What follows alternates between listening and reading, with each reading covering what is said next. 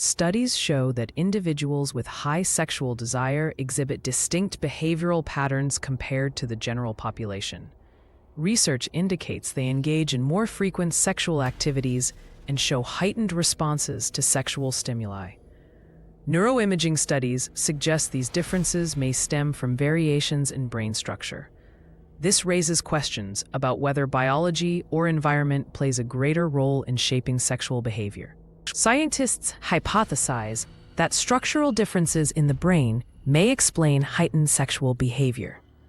Key regions under investigation include the amygdala, hypothalamus, and nucleus accumbens, which regulate emotions, impulses, and reward processing. The debate between nature, genetics, and nurture, environment, is central, with MRI scans being used to explore potential anatomical variations.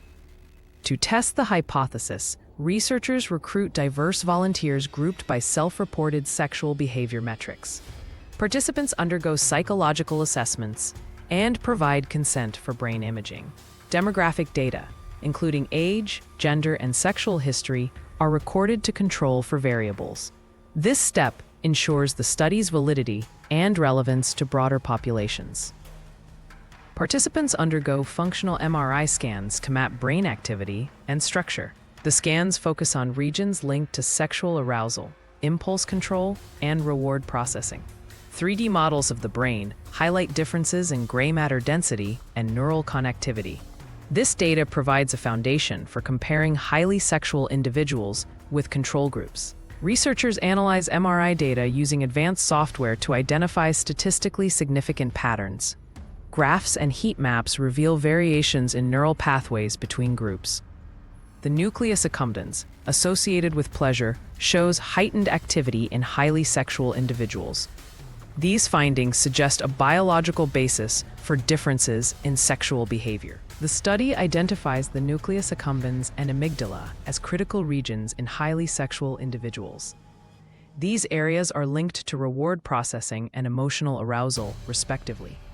Dopamine pathways appear more active, suggesting a stronger drive for sexual rewards. This aligns with theories of addiction, where hyperactive reward systems fuel compulsive behaviors. Side-by-side comparisons of brain scans reveal thicker cortical areas in highly sexual individuals, particularly in regions governing impulse control. Conversely, the prefrontal cortex, responsible for decision-making, shows reduced activity. These structural differences may explain tendencies toward impulsivity and novelty-seeking behaviors observed in this group.